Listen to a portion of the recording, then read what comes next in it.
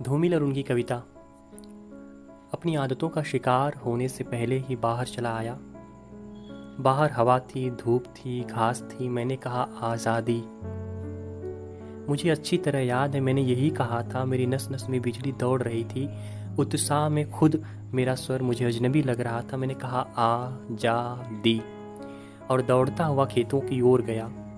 वहाँ कतार के कतार अनाज के अकुए फूट रहे थे। मैंने कहा जैसे कसरत करते हुए बच्चे।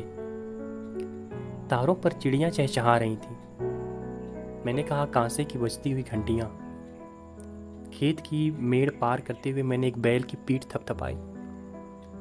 सड़क पर जाते हुए आदमी से उसका नाम पूछा और कहा बधाई। मैंने सारी बत्तियां जला दी, पुरानी तस्वीरों को दीवारों से उतार कर उन्हें साफ किया और फिर उन्हें दीवारों पर टांग दिया।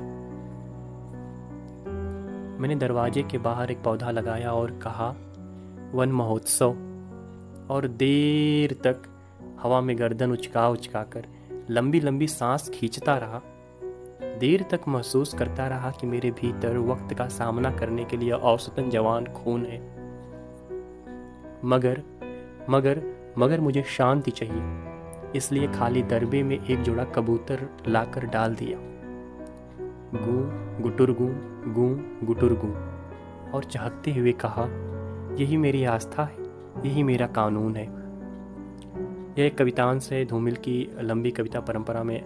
उनके जो शीर्षक रहा है उस कविता का पटकथा, उसी के एक टुकड़े को आपके सामने रखा। हिंदी के कुछ गिने चुने कवियों का अगर आधुनिक कवियों का नाम लिया जाए तो उनमें से शीर्षस्थ कवियों के रूप में धूमिल हमारे सामने उभर कर आते हैं। और उनकी जो कविता की जो चेतना है वो राजनैतिक पृष्ठभूमि से लदी हुई है और अपने समय को बहुत ही खुरदरेपन के साथ उभार कर पाठक के सामने, आलोचक के सामने रखते हैं। ख़ास तौर से नेहरू के बाद की जो स्थितियां रही हैं उस परिस्थितियों को सामने रखने की कोशिश करते हैं। इस पूरी कविता में आज़ादी के बाद का परिदृश्य है और एक सहज आदमी क्या क्या सोचा था उसी को यह बयान करता है और व्यंग्य भी करता है। क्योंकि उसकी आकांक्षा, महत्वाकांक्षा, उसकी इच्छाएं वो पूरी नहीं होती है और आज़ादी जो होती है वो खंडित रूप में बयान होती है, हमारे सामने मिलती है।